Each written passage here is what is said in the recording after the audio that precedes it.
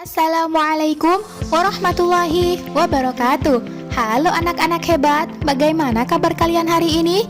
Ibu harap kalian sehat ya. Dan pandemi yang sekarang masih belum berlalu tidak menyurutkan semangat kalian untuk belajar.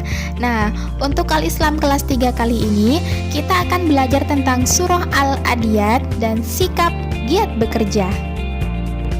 Materi yang pertama adalah surah Al-Adiyat. Mari bersama-sama kita membaca surah Al-Adiyat sesuai dengan kaidah tajwid yang benar. Ikuti Bu Aisyah ya. A'udzu billahi minasyaitonir rajim. Bismillahirrahmanirrahim.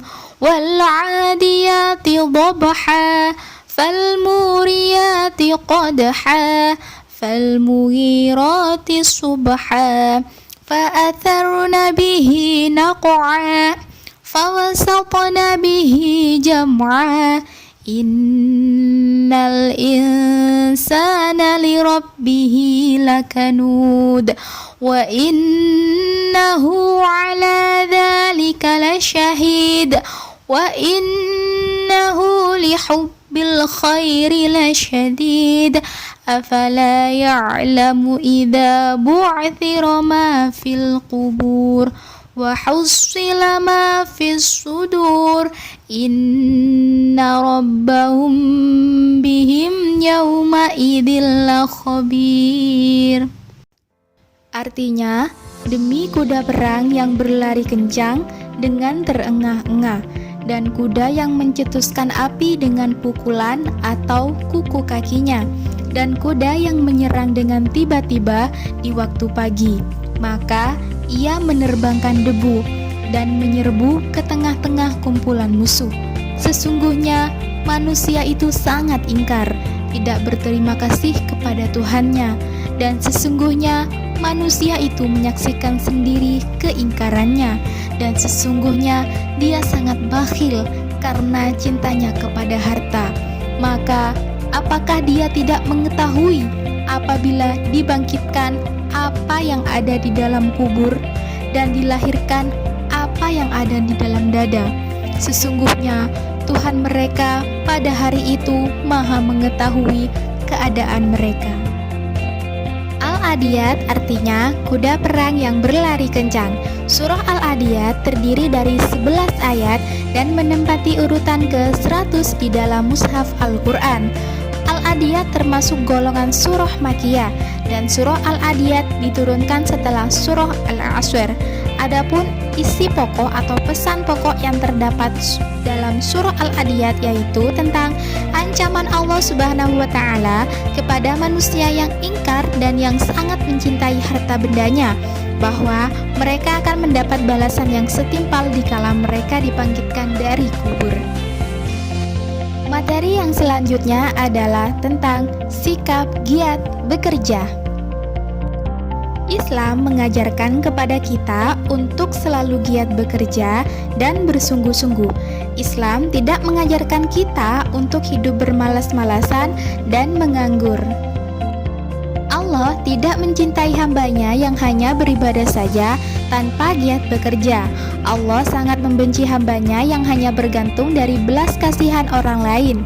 Allah memerintahkan kita giat bekerja untuk memenuhi kebutuhan hidup, sesuai dengan firman Allah dalam surah Al-Jumu'ah ayat 10 yang bunyinya, Bismillahirrahmanirrahim. فَإِذَا قُضِيَتِ الصَّلَاةُ فَانْتَشِرُوا فِي الْأَرْضِ وَابْتَغُوا مِنْ فَضْلِ اللَّهِ وَاذْكُرُوا اللَّهَ كَثِيرًا لَعَلَّكُمْ تُفْلِحُونَ. Yang artinya, apabila sholat selesai ditunaikan, maka bertebaranlah kamu di muka bumi dan carilah karunia Allah, dan ingatlah kepada Allah banyak-banyak supaya kamu beruntung. Jadi dalam surah Al-Jumu'ah ayat 10 ini dijelaskan bahwa setelah kita menunaikan sholat atau beribadah kepada Allah, kita diperintahkan untuk bertebaran di muka bumi ini. Maksudnya adalah kita diperintahkan untuk mencari karunia Allah atau giat bekerja untuk mencari rizki Allah.